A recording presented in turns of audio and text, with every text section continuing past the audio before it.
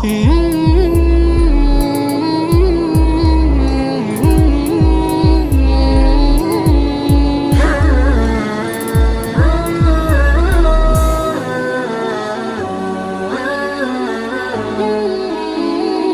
बातें समेटना मुश्किल है। बहादुर शाह जफर रहमतुल्लाह अलैह जो आखिरी मुगल बादशाह थे, यहाँ बात रुककर उनकी बात याद आ गई कि उनको भी रंगून भेजा गया, और उससे पहले निजामुद्दीन जो मरकज है उसके सामने हुमायूं का मकबरा है, उसमें चंद दिन कैद रखा गया। और जब उस कैद के दौरान एक दिन सुबह कहा हजरत आपका नाश्ता आ रहा है, तो थाल के अंदर नाश्ता तैयार करके पेश किया गया। जब कपड़ा हटाया तो उनके शहजादों के और उनके लड़कों के सर थे कटे हुए।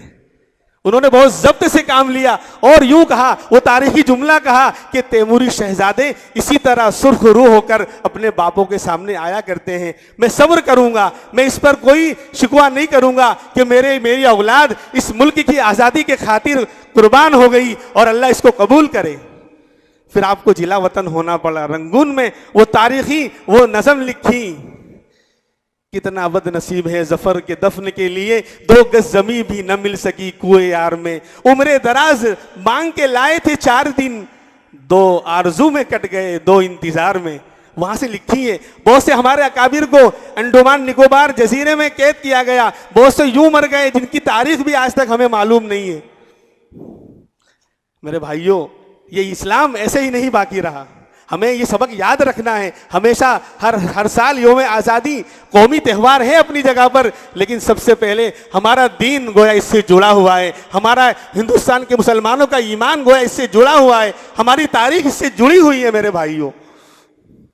इसीलिए इसको याद रखना है, उनकी कुर्बानियों को फरामोश नहीं करना है। हम कुछ नहीं कर सकते, कुछ नहीं कर सकते, कम से कम उनके लिए दुआ तो कर सकते हैं, उनकी कुर्बानियों को याद तो कर सकते हैं, उनके लिए इसाले सवाब तो कर सकते हैं। शेखुल हिंद रहमतुल्लाह अलैह और बड़े बड़े अकाबिर को फिर वो वारंट निकला, और माल्टा यूरोप का जजीरा, बहुत ठंडा इलाका, बर्फीला इलाका, और समंदर के बीच में माल्टा एक जजीरा था, वहां काले पानी की सजा दी गई। मौलाना उबैदुल्लाह सिंधी रहमतुल्लाह अलैह, मौलाना हुसैन अहमद मदनी रहमतुल्लाह अलैह और शेखुल हिंद मौलाना महमूदुल हसन देवबंदी रहमतुल्लाह अलैह, मौलाना उजैर गुल, मौलाना नाफि